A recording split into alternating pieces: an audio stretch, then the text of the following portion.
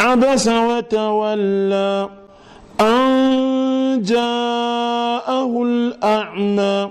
En guise d'encouragement, vous pouvez vous abonner et appuyer sur la cloche de notification. Et surtout, écoute la vidéo jusqu'à la fin. Parce qu'il y a un hadith tellement important que je vais réciter que tu n'as peut-être jamais écouté. Le Cheikh Ibn Baz, qu'Allah lui fasse miséricorde, dit que la première chose qui incombe aux parents par rapport aux enfants, c'est d'assurer leur éducation religieuse. C'est-à-dire leur apprendre à prier, à jeûner, à, n'est-ce pas, contrôler les menstrues pour les jeunes filles, n'est-ce pas, qui viennent de commencer à voir les menstrues. Dans la sourate 66, verset 6, Allah subhanahu wa ta'ala, il dit: ô vous qui avez cru, préservez vos personnes et vos familles d'un feu dont le combustible sera les gens et les pierres. Le cheikh, n'est-ce pas, continue en donnant un hadith authentique du prophète Muhammad sallallahu alayhi wa sallam qui dit: chacun de vous est un berger et il sera responsable de son troupeau, dont le père, la mère seront responsables de leurs troupeaux et de leurs enfants.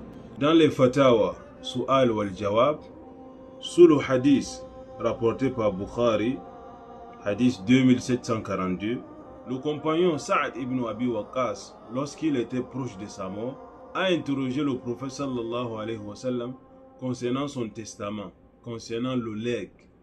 Est-ce qu'il peut léguer toute sa fortune dans le sentier d'Allah et ne rien laisser à ses enfants? Et le prophète finit en lui disant une parole ô combien importante. Le prophète lui dit: il est mieux pour toi de laisser tes héritiers riches que de les laisser pauvres, contraints à mendier. Combien sont des enfants dont les parents sont décédés et que ces enfants-là se sont retrouvés à la rue et que ces enfants-là n'ont pas eu le soutien, que ce soit de leurs oncles paternels, oncles maternels, tantes et la famille tout entière. Donc ça montre que le chef de famille, le père de famille, doit non seulement commencer par éduquer ses enfants islamiquement, mais après cela, oui, il est même fortement recommandé de suivre les causes et de les mettre dans de grandes écoles, de grandes structures, si tu as ces capacités-là, pour qu'ils apprennent, pour qu'ils développent des compétences que demain, même si tu n'es pas là, par la grâce d'Allah, ils pourront s'insérer facilement dans la société